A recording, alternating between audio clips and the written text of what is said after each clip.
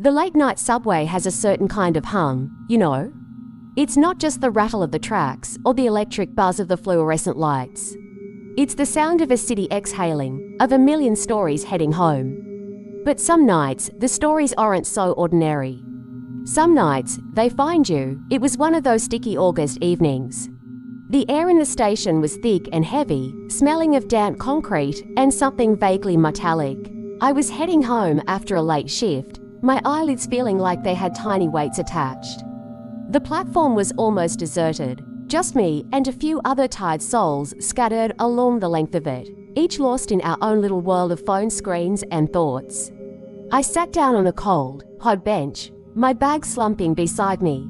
That's when I saw him. He was at the far end of the platform, standing right at the edge, just beyond the yellow safety line. He was dressed in a simple, almost old-fashioned grey suit. But it wasn't his clothes that caught my attention, it was his stillness. Everyone else was fidgeting, checking their watches, scrolling. He was a statue. A train roared past on the opposite track, a rush of wind and noise that made me flinch. When it was gone, I looked back. He was still there, but now he was closer. Maybe 10 feet closer. I hadn't seen him move. Not a step, not a shuffle. He just was. A cold prickle went up my spine. I told myself I was just tired, that my mind was playing tricks on me.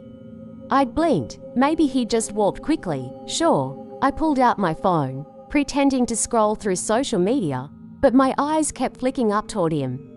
The digital clock on the platform display ticked over. 2 minutes until the next train. He was closer again. Right under the flickering display board now. His face was still in shadow, a featureless oval under the brim of a non-existent hat. The air around me seemed to get colder. The hum of the station felt different now, lower, more of a drone. My heart started to hammer against my ribs. This wasn't right. I looked around for the other people. There was a woman a few benches down, her head buried in a book. A young guy with headphones, bobbing his head to a beat only he could hear.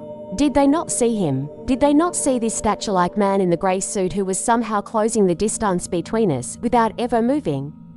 I decided to get up, to walk further down the platform, to put some space between us. I stood, slinging my bag over my shoulder, and took a few deliberate steps toward the stairs. I didn't run. I didn't want to draw attention or seem crazy. I just walked. After about 20 paces, I risked a look back. He was gone. The spot where he'd stood was empty. Relief washed over me, so potent it made me feel dizzy. Just tired. My overtired brain had conjured a phantom out of shadows and exhaustion. I chuckled to myself, a little shaky, and turned back around. And my breath caught in my throat. He was there. Standing directly in front of me, no more than an arm's length away. My heart didn't just hammer, it stopped. For a solid second, the world went silent. I hadn't heard a footstep, not a whisper of fabric. He was just there. I could see his face now. And that was the most terrifying part. There was nothing there. It wasn't that his features were indistinct. It was that they were perfectly, unnervingly average. He was the man you see 1,000 times a day and never remember. The face you'd pass on the street and forget instantly. No scars, no distinguishing marks, just blankness. His eyes were like to polished stones, reflecting the station lights but holding nothing behind them. He didn't speak, he just looked at me, and in that look, I felt a kind of deep, ancient cold.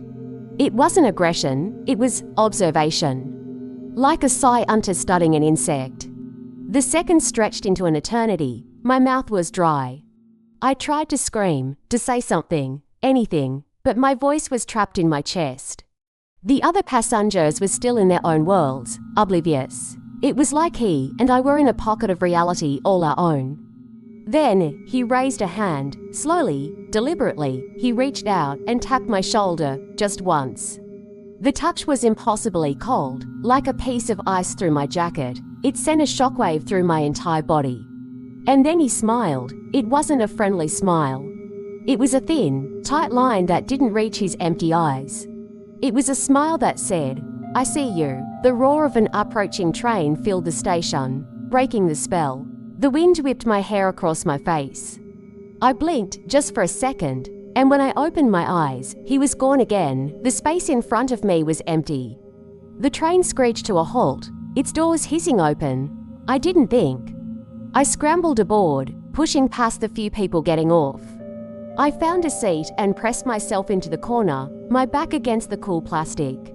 I didn't look back at the platform. I couldn't. As the train pulled away, the station slid by, a blur of tiles and dim lights. I kept my eyes fixed on my own reflection in the dark window, my face pale, my eyes wide with a terror I couldn't explain. I got home, locked the door, triple-checked it, and slid the chain across. I didn't sleep that night. Every time I closed my eyes, I saw that perfectly average, perfectly blank face. I felt that ice-cold tap on my shoulder. The next morning, everything seemed normal.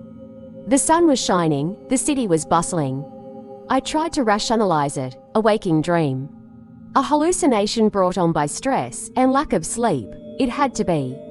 I went to work, went through the motions, and tried to forget. But the feeling of being watched lingered. A shadow at the edge of my vision, a sense of cold in a warm room. A few days later, I was on my way home again.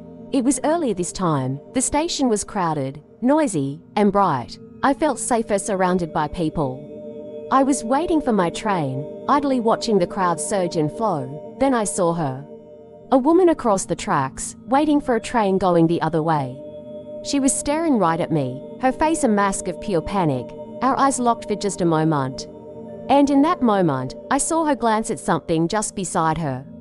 I followed her gaze, and I saw him, the man in the grey suit. He was standing right next to her, motionless, his face a featureless void.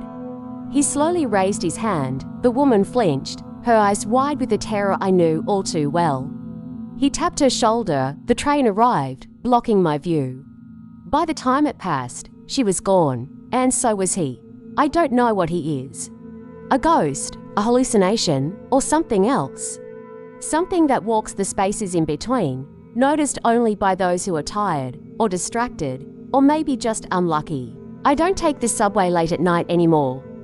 I walk the long way home, even in the rain, because sometimes I still feel it.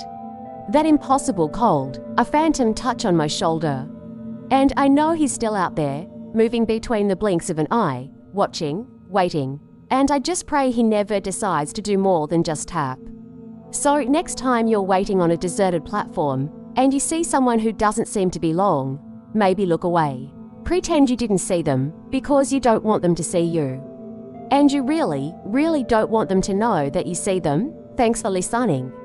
If you enjoyed this story, don't forget to like and subscribe for more. Stay safe out there.